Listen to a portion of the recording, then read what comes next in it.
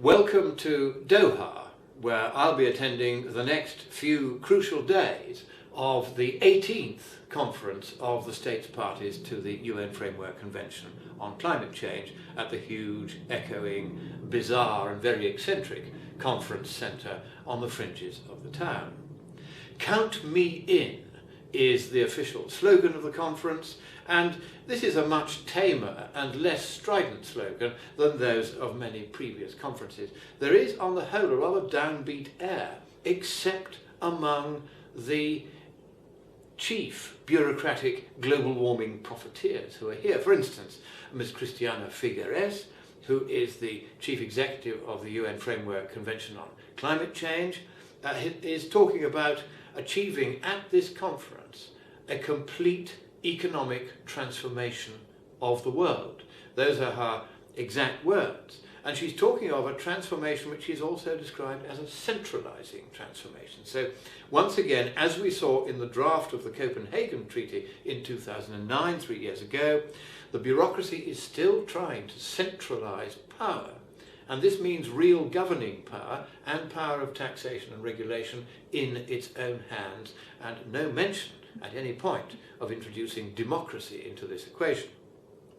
Now, Todd Stern, who is the US chief negotiator here, held a separate press conference today, and he too was very upbeat. He is talking of what he calls the Doha way forward, which follows, of course, the Bali roadmap and the Durban platform and other such geographical arrangements.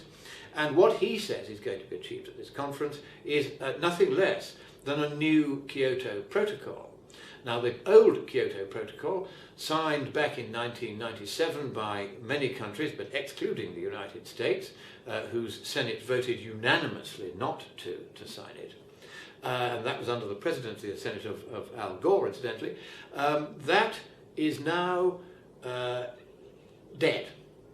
It expires on December the 31st because by October the 3rd of this year, the treaty said that if you didn't achieve what's called a second commitment period, the treaty would die. That is now dead. And there's a growing realization here that that cannot be revived.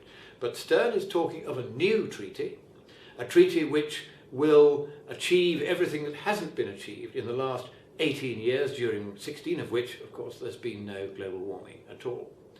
Now, of course, all the usual kooks here. There is the spiritual Brahma who gave a press conference today and was saying that we all had to be very good and nice to each other and cut our carbon footprint.